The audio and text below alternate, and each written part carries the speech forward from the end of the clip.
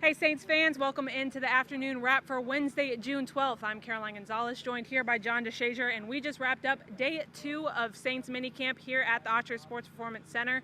A lot of new faces out here. A face to note, Drew Brees was back here at the Otter Sports Performance Center. Yeah, Drew's missed the last couple of workouts, obviously, going back last week to the OTAs, and here the first day of minicamp on yesterday. Getting him back in and getting him back in the rhythm, obviously, it's like riding a bike for a 19-year vet, and yet it was good to see him back out here on the field, and Coach Payton acknowledged it.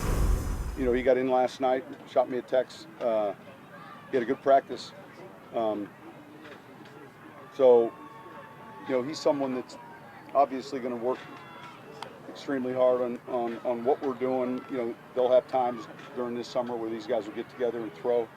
But it was good to have him back out there today.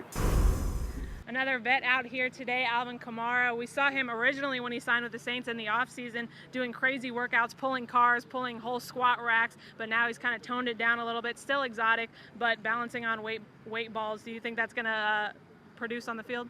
Well, he's looking for different challenges, and I mean, a guy as talented as Alvin, you know, if you continue to do the same thing over and over and over, probably gets a little bit routine, a little bit boring. He's got a trainer who really puts him through the paces. My guy down in Miami, Sharif, you know, I've been working with him for a couple years now. So, you know, it's just a gradual, you know, just evolution of, you know, workouts that we've been doing, and, you know, just adding on every year and I think if he would say I progress fast. So, you know, just trying to find new challenges, trying to challenge yourself to get better.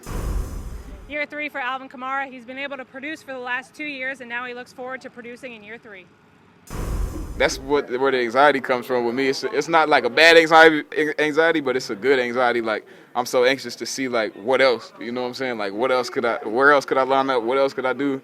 I mean, like, how else could I be successful, you know? But that's like the best part of it, I think, about, like, this profession for me is, like, you know, okay, you was good last year. Like, how are you going to prove that you are what you are, you know what I'm saying? What's the next step you're going to take? So, you know, it's just about taking the next step and getting better. Last but certainly not least, Cam Jordan signed a 3-year contract extension today, finally put pen to paper. We're excited to have him back on this Saints team. Yeah, he's been the best defender on this defense for the last 6 seasons, a 2-time All-Pro, a 4-time Pro Bowler, and a guy who's certainly deserving of the extension he received. At the end of the day, I'm fully blessed to be a part of this team, fully blessed to be a part of this organization. When you come in and you get drafted, come from the West Coast, you have this vision of grandeur. My dad played for the Vikings for 13 years. I always said I want to be the same team for the rest of my career, and this gives me an opportunity to extend to however long we go.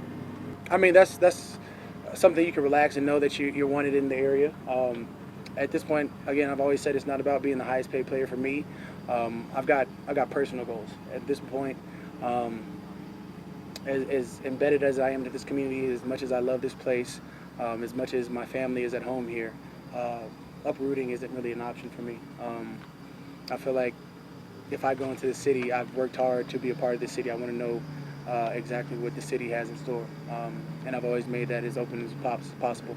It's not about me. It's not about my family. It's about the collective. So you talk about all my teammates that I've worked hard from learning from Will Smith, John Vilma, you know, having phenomenal teammates like Akeem Hicks, John Jenkins, coming through, watching them do well. It's all about just the process of being here.